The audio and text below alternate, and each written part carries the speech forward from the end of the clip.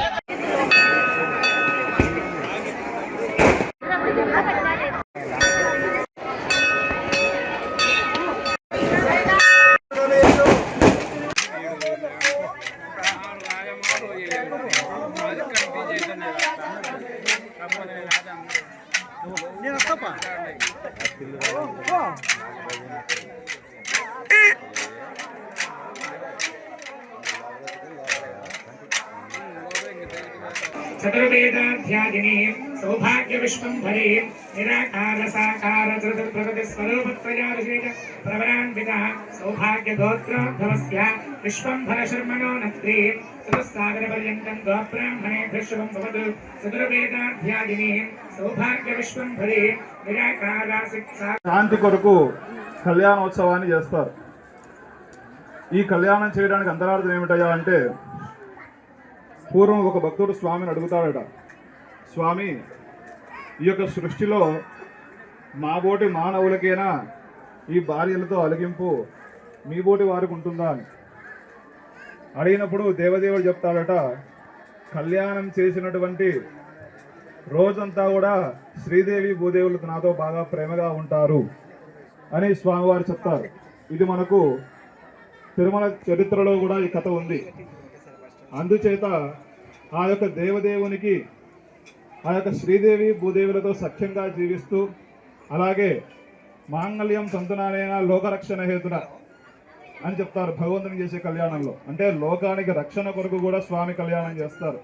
కాబట్టి అటువంటి శ్రేయస్పతి ఈరోజు ఆనందంగా తన యొక్క పిల్లల ముందు తాను వివాహం చేసుకుంటే, ఆ యొక్క వివాహం చూసిన వారందరికీ కూడా రోజు చెప్తూనే ఉన్న దృష్ట్యా చూడడం ద్వారా, వినడం ద్వారా, నామస్మరణ చేయడం ద్వారా, మనసులో భగవంతుని తలుచుకోవడం ద్వారా మన యొక్క కోరికలు తీరుతూ ఉంటాయి. కోరికలు తీరేదానికంటే మనకు ముఖ్యంగా ఈ జన్మకు సఫలం జరుగుతూ ఉంటుంది. అటువంటి భాగంలో కావున ఈరోజు ఇక్కడ సాంప్రదాయ ప్రకారం కళ్యాణోత్సవం అంటే అక్కడే జరగాలి. కానీ ఇక్కడ జరిగే కళ్యాణం మాత్రం ప్రతిష్టాంగ కళ్యాణం కాబట్టి ఆలయ ఆవరణలో ఎక్కడైనా చేసుకోవచ్చు. కాబట్టి అందులో ఇక్కడ మనం ఎంతో అలంకార భూషితంగా, అలంకారో వై విష్ణు అభిషేక ప్రియో శివ స్తోత్ర ప్రియో బ్రహ్మ నమస్కార ప్రియో సూర్య అని చెప్తారు. అంటే బ్రహ్మగారిని స్తోత్రాలు చదివితే ఆయన బాగా ఇష్టపడతాడట, అంటే తొందరగా అనుకూలిస్తాడు.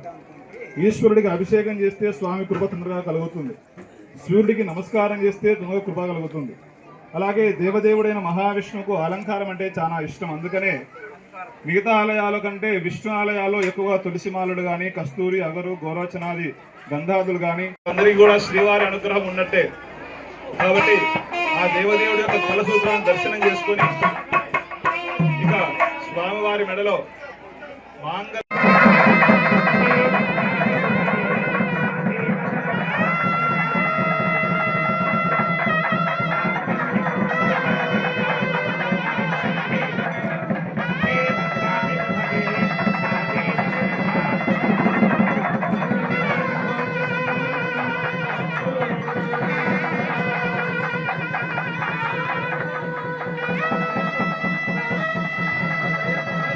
ఎప్పుడు కూడా మనం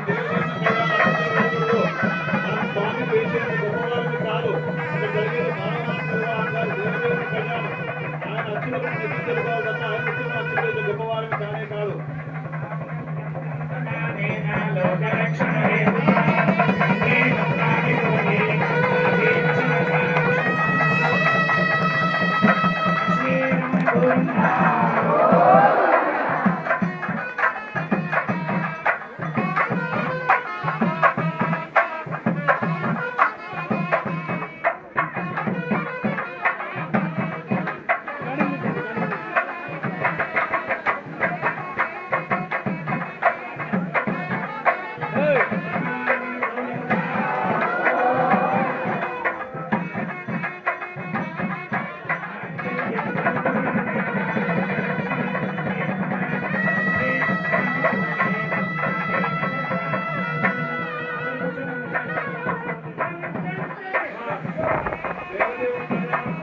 కూర్చోండి మా అంతా కూర్చోండి. ఓం ప్రజాపతిస్త్రిజాంజశః ముష్కజో నకథాత్సవం కామస్య వృత్తిమానందం తస్యాగ్నే భావయే హమా మోదః ప్రమోదానందః ముష్కజాగృహీతస్తపః స్వస్వేవ కామస్య దృత్యాని దక్షిణానాం प्रतिग्रहे मनसश्चित्तमाकूतिं वाचः सत्यमशीमहे पशूनागुं रूपमन्नस्य यशश्रीश्रयतां मयि यथाहमस्याप्रपद्यस्त्रियेपमानि यथा स्त्रे नृत्यति भुवंसि त्रिये त्रिया एवं भगस्य नृत्यानि यज्ञस्य काम्यः प्रियः तदा मे यज्ञर्वदति तथेति वायुराह तत् सत्यमोनिति तापस्तत्सत्यमाभरन् यशो यज्ञस्य दक्षिणाम् प्रजामे कामः समृद्ध्यताम् पशवो मे कामः समृद्ध्यताम् यज्ञो मे कामः समृद्ध्यताम् श्रियो मे कामः समृद्ध्यताम्